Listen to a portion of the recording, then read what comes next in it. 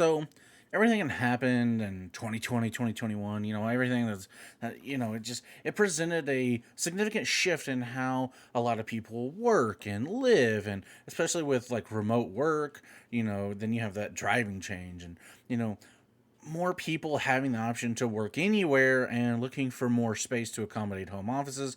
The single family rental market is, it's on the up and up, right? Um, so I kind of want to go over how to build a housing portfolio, for rental income.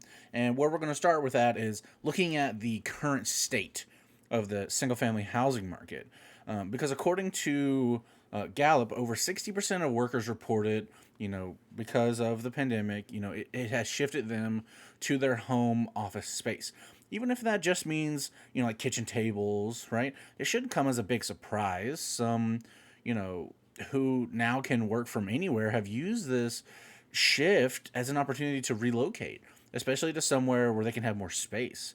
The Pew Research Center found that just over 20% of those polled, they moved because of the pandemic or knew someone who did, with younger adults making up most of that 20%. Now, for those who moved, either permanently or temporarily, smaller cities across the Sun Belt in states like Texas and Georgia, they saw the most gains. Now, the Sun Belt has seen substantial population growth over the past decade, primarily driven by millennials looking for more affordable options and companies relocating jobs to the region.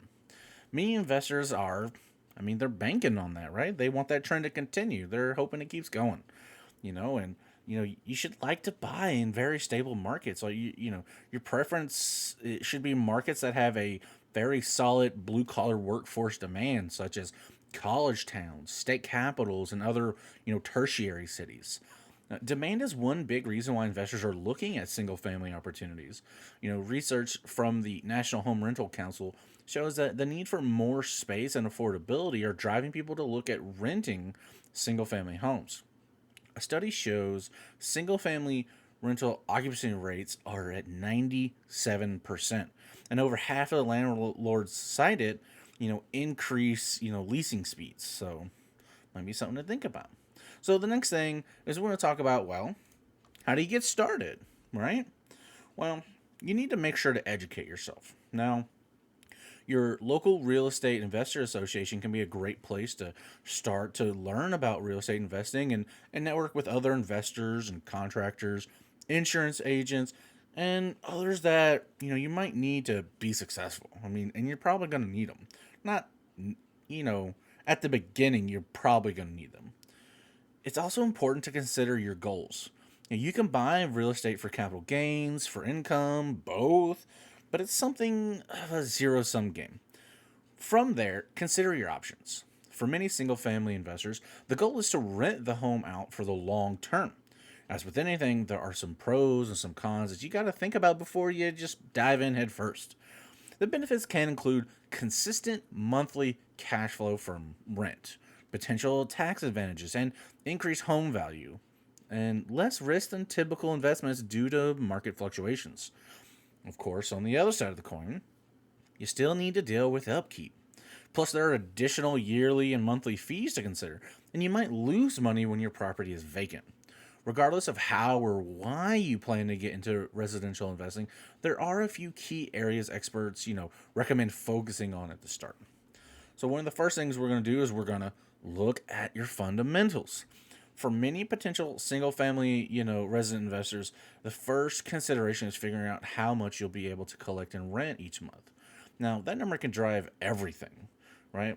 In these cases, factors such as location, proximity to public transportation, or walkability, space like a yard, a deck, or other features of the lot, they can impact the rent. You'll need to think about all of these things. When looking at a property, the first thing you need to determine is how much you're going to be able to rent it for. Now, this will determine how much you're ultimately going to be able to pay for the property, minus repair costs. Once you have a general idea of how much you can afford and get back in rent, your job is just beginning. You'll also need to consider all the other expenses involved with property ownership. If we break it down, you got to determine taxes, insurance, property management, vacancy, and any utilities that the owner is responsible for.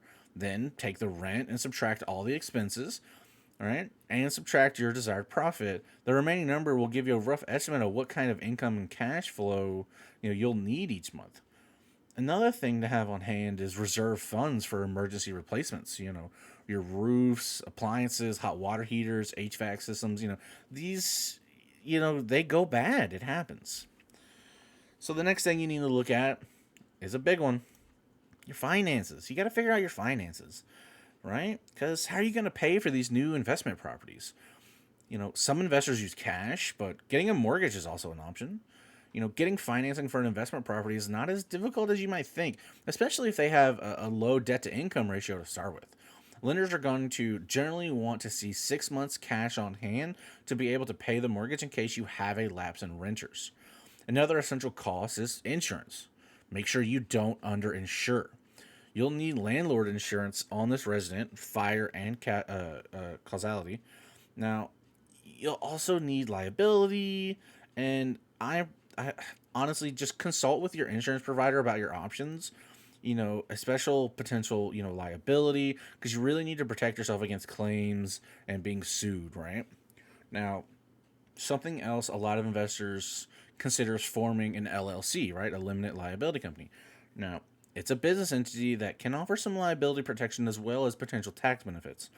However, it might not be the best option for some investors, especially those just starting. While LLCs can provide additional layers of protection, forming an LLC has upfront fees and costs. Plus, getting financing through an LLC can be more difficult. You might be surprised how limited, the options are when you first, purchase a property with an LLC. Since an LLC can potentially make buying an investment property more difficult, it can derail some first-time investors. I would recommend new investors wait to form an LLC until necessary. For most people, that means going through the process of buying the property, getting insurance, and taking care of the business side of things first to get comfortable with the process before deciding if an LLC is going to fit your needs. One of the big things that I want pretty much everyone to do, which I think is usually a good option after you get 2 or 3 houses on your belt, is to consider property management, right? Of course, that's going to be another cost, but that's fine. You should think about it. If you plan to keep your property for the long term and rent it out, you'll have to take care of everything from finding tenants to repairing it. Property management firms can help for a fee. You know, most people, just don't want to do it and they want to do it themselves. But I mean, I really recommend getting a property manager, right? Even if you plan on taking care of most of the repairs yourself, you should include a property management fee in your budget. That way you have the option if needed without cutting into your profit. Depending on, your free time and level of handiness, I'm really telling you guys, like, a property manager, it can be really worth it. Especially, like I said, when you start getting 2, 3, 4 houses, it is really going to help in the long term. And something else property managers can help you with is tenant relations. Collecting rent, evicting tenants, right? These are hard. Even if you're going to self-manage, be very familiar with your local, landlord-tenant laws. And lastly, make sure you make the right choice.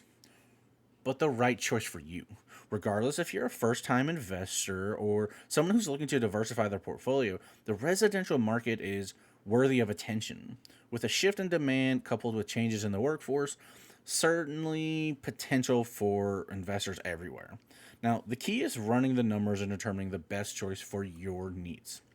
So, single family residence, investing in these to rent them out is, it's really popular right now. And I know it's kind of hard with prices going really high, but if you can get into it, it's really good. You can make decent money on it, but it is going to be hard work. So, keep that in mind, but make sure you make the right choice for you. Do your due diligence, just work all the numbers out and see if it's a good fit for you. But I really hope you guys like this video. I hope you got some good information out of it.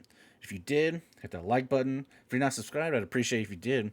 But until I see you guys in the next video, y'all be safe.